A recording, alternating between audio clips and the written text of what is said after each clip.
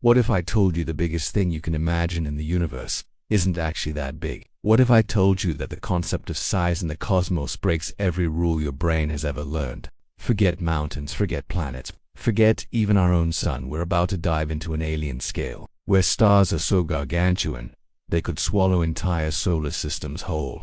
And the most shocking part, we only find these cosmic monsters when they are, in essence, dying. Before we hunt giants, let's define our prey. At its core, a star is a cosmic furnace, a massive ball of gas, mostly hydrogen, that's collapsed under its own gravity, becoming so hot and dense in its core that it ignites nuclear fusion. It's the ultimate energy source, turning matter into light and heat. Not everything glowing in space is a star. Take Jupiter, our solar system's colossal gas giant. It's massive, over 300 times Earth's mass, but it's a stellar wannabe. Its core isn't hot enough for sustained fusion. Then there are failed stars, the brown dwarfs. These cosmic awkward teenagers are too massive to be planets, but too small to be true stars. They glow faintly, just barely fusing a little, but they never reach the dazzling brilliance of a real star. They're cosmic embers, not roaring fires.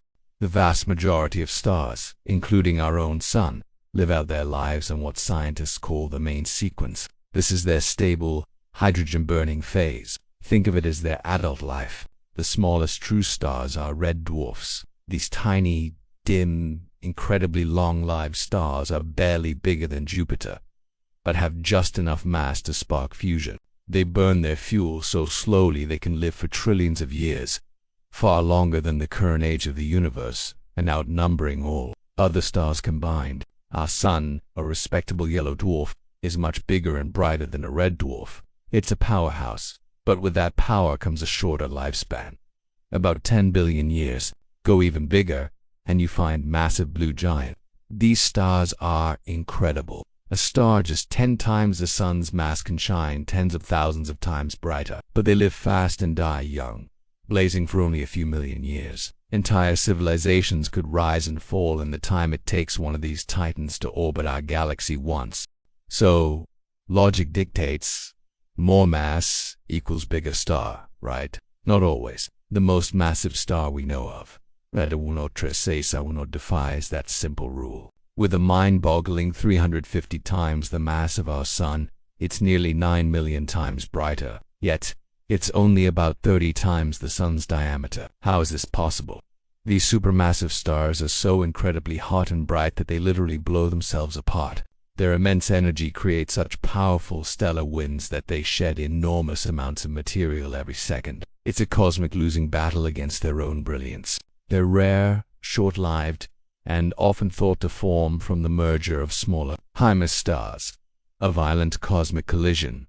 But if the most massive stars aren't the largest, what is the secret to finding the universe's true giants? Isn't in their birth, but in their death. When main sequence stars, like our sun, run out of hydrogen fuel in their cores, they enter a new, dramatic phase. Their cores shrink, heat up, and fusion begins in outer shells. This pushes the star's outer layers outward, causing it to swell to unimaginable sizes. This is a red giant.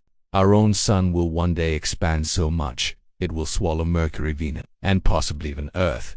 But even red giants are just stepping stones to the true behemoths. They are so ridiculously large that gravity at their surface is barely enough to hold them together. They are literally tearing themselves apart from the inside out, constantly shedding their outer layers in furious stellar winds.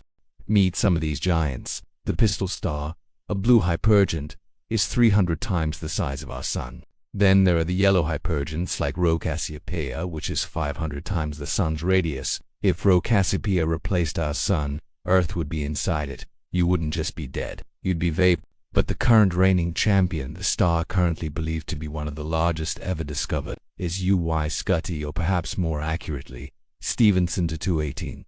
These red hypergiants are almost impossibly distant, and their sheer size makes accurate measurement incredibly difficult. But current estimates place Stephenson 218 at an astonishing 2,150 times the radius of our sun. To put that into perspective, if Stephenson 218 were at the center of our solar system, its surface would extend far beyond the orbit of Saturn. Like the fastest thing we know, would take over 8 hours to travel around its circumference. A commercial jet flying non-stop would take over 500 years to circumnavigate it. These cosmic titans are fleeting wonders, burning through their fuel at an insane rate, living perhaps only a few million years before exploding in a spectacular supernova. Their death throes seed the galaxy with heavy elements, the very building blocks for new stars, new planets, and perhaps new life. The universe isn't just vast, it's dynamic. It's a continuous cycle of birth, life, and violent death, creating phenomena so extreme they challenge our very understanding of existence. The largest stars aren't just giant balls of gas. They are powerful, transient monuments to the universe's capacity for scale and spectacle.